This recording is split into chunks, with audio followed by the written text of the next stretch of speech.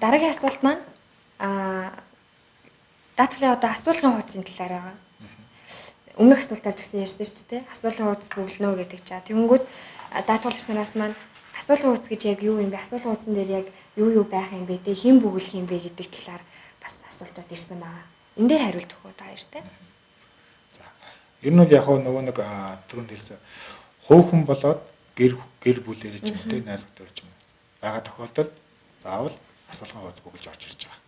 Тэгэхээр асуулгын хуудсан дээр бол юу байдаг вэ гэхээр яг тухайн хүний за ерөөсөө ерөнхий мэдээллүүд байгаа тийм ээ. За одоо өндөр нам овг нэрээс ахвал ерөөсөө тусахлаад ерөнхий мэдээллүүд байна. Мөн тухайн одоо хүнтэй холбоотой одоо өмнө нэмжлэгээ үйлчлэгээ авч исэн өвчин эмгэг байгаа юу, суур өвчин байгаа юу, эсвэл одоо төрөлхийн эмгэг ч юм уу тийм ээ. Тийм ямар нэгэн одоо өвчний шинжилгээ байгаа эсвэл урьдчилан сэргийлэх үзлэгүүд хүртэл хийдэг штэ хүмүүс те. Тэрийг хүртэл одоо хизээ хамгийн сүлд хийлгэсэн бай тийм ээ. Тэгэхээр тэр хүртэл одоо ингээд асуулгын хуудас дээр орсон байдаг. Тэгэхээр тэрийг үнэн зөв өгсөн байгаа тохиолдолд биднэрт энэ маань дараа нь өөрөө одоо мэдээллийн бааз болж үүсч ирдэг. Хоёрдугаар тухайн хүнтэй холбоотой одоо ямар нэгэн нөхөн төлбөр юм уу те гарлаа гэхэд тэр одоо асуулгын хуудсыг үнслээд бид нэр бас төлбөрийг олох боломжтой. Хэрвээ гол нь зорилго нь энэ багхгүй юу? Одоо эрүүл мэндийн даатгал гэдэг чинь яг өнөөдөр бид нэр өвдөөд эмчлийн үйлчлэгээ авч байгаа энэ зардлыг бол орж төлөх гээд байгаа юм биш. Магадгүй ирээдүйд тэр хүн өвдөөд эрүүл мэндийн үйлчлэгээ авдаг ч юм уу, эм тариа, эмчлийн үйлчлэгээ авах энэ зардлыг бид нэр даатгалаас олох гээд байгаа. Тэгэхээр асуулгын эрүүл мэндийн асуулгын хуудас гэдэг нь угаасаа даатгалд хамрагдахаас өмнө тэр хүн яг одоо өвдөж гин үү, та эмчлийн үйлчлэгээ авч байгаа юу, эсвэл өвдөж ийсэн үү, эсвэл юу гэдэг те биеийн одоо ерөнхий мэдээллүүдийг бид нар авч байгаа. Яг тэрэн дээр үндэслээд нөгөө талдаа эрүүл мэндийн даатгал чинь маш өргөн хамгаалттай болохоор ерөөсөө та нэг төрлийн өвчин өвдсөн те одоо эмчилгээ авч байгаа бол танд бид нар эрүүл мэндийн даатгалыг үйлчлэхгүй гэсэн үг биш. Бид нар асуулгын хуудас авч байгаараа тэр даатгалагчийг таних гээд байгаа.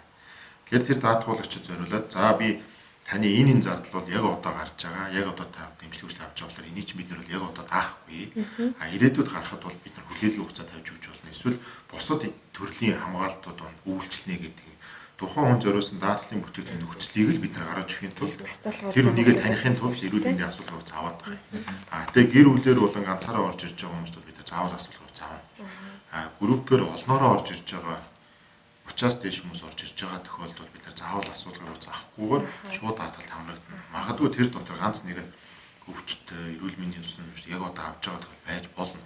Тэр бол тэгэл одоо бид нар эрсдлийн өөрсдөө тухайн тооцож авч яана л гэсэн үг. Тэгэхээр асуулгын хуудас бол эрүүл мэндийн даатгал дээр бол маш чухал. Яг энэ суур мэдээлэлүүд.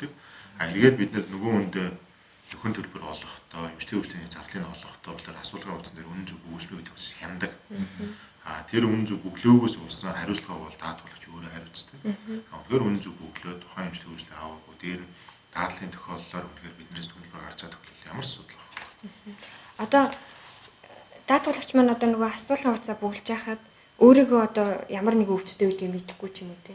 Яг тийм тохиолдолд тэр асуулгын одоо асуулт гараад ирж байгаа. Тэгээ би тэрийг одоо өөрөө өвчтөй гэдгийг мэдэхгүй тийм өвчин байгаа гэдгийг нь үгүйгээ бүгэлцэн.